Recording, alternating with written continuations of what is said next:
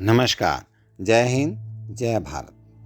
हमारे इस विशाल देश की सीमाओं की रक्षा करने के लिए हमें अपने सभी सैनिकों पर गर्व है और यह सैनिक किन किन परिस्थितियों में अपनी सेवा को अंजाम देते हैं, इस संबंध में आप अंदाज़ा लगा सकते हैं कि सियाचिन ग्लेशियर में -50, -55 डिग्री टेम्परेचर तक सैनिक वहाँ पर अपनी जान की परवाह ना करते हुए देश की सीमाओं की रक्षा करते हैं। जहाँ पर हमें अपने शहर में, अपने घर में रहते हुए 10 डिग्री टेम्परेचर, 15 डिग्री टेम्परेचर या 5 डिग्री टेम्परेचर पर ठंड लगनी शुरू हो जाती है, और वहाँ पर कल्पना कीजिए कि -50 डिग्री, -45 डिग्री टेम्परेचर पर सैनिक किस प्रकार से रहते होंगे।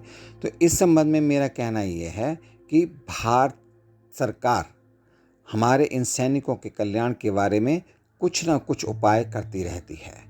अभी हाल ही में भारत सरकार ने सैनिकों को प्रत्येक टोल प्लाजा पर टोल टैक्स फ्री करने के लिए स्पेशल फास्टैग की व्यवस्था की है, और यह फास्टैग किस प्रकार से अप्लाई किया जाना चाहिए उसके संबंध में मैं एक अलग से वीडियो बना रहा हूँ, उसको भी आप देखिए। और आज जो मैं आपको बता रहा हूँ वो इसके लिए संभव है कि सैनिकों के अंतिम संस्कार के समय में भारत सरकार, भारतीय सेना अलग से भी हमें सैनिकों के परिवारों को सुविधा देती है और धनराशि उपलब्ध कराती है, ताकि किसी भी प्रकार से सैनिकों को या उनके परिवारों को कोई परेशानी ना हो।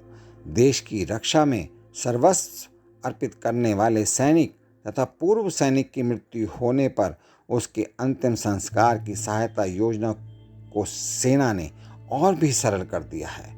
निधन की सूचना देने को सेना एक्सचेंज हेल्पलाइन नंबर 1904 का दायरा बढ़ा दिया गया है। अब देश भर में कहीं से भी पूर्व सैनिक के निधन के बाद परिवारजन इस नंबर पर सूचना दे सकते हैं। नंबर मैं फिर से रिपीट करता हूँ, 1904। इसके तहत सैन्य अधिकारी पूर्व सैनिक के आवास के निकटतम स्टेशन हेडक्वार्टर को सूचित करते हुए उसके निकटतम रिश्तेदार को अंतिम संस्कार के लिए 10,000 रुपया मुहैया कराया जाएगा। अर्थात भारतीय सेना द्वारा 10,000 रुपया अलग से अंतिम यात्रा के लिए दिया जाएगा, अंतिम संस्कार के लिए दिया जाएगा। इसके अतिरिक्त अंतिम यात्रा के दौरान सैनिक के सम्मान में सेना के प्रतिनिधि भी मौजूद रहेंगे। सैनिक कल्याण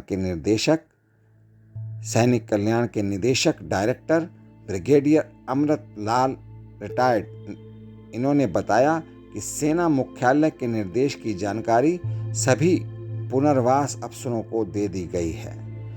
अर्थात सभी सोल्जर बोर्ड, जिला सैनिक बोर्ड में इसकी जानकारी दे दी गई है। उन्होंने यह भी बताया कि पूर्व सैनिक के अंतिम संस्कार को सेना द्वारा आर्थिक मदद की योजना काफ़ी समय से जारी है, लेकिन समय पर जानकारी न मिलने से सैन्य अफसर समय पर मदद नहीं कर पाते थे।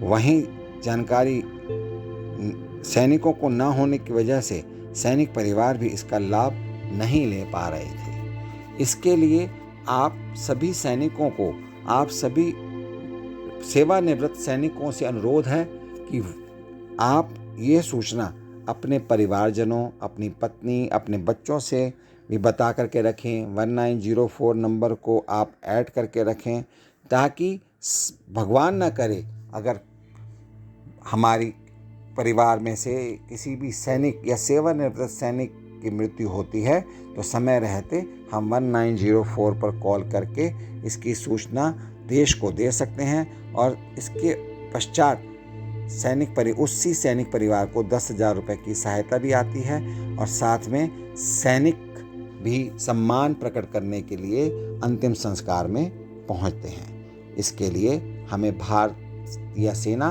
और भारत सरकार का बहुत बहुत धन्यवाद देना चाहिए।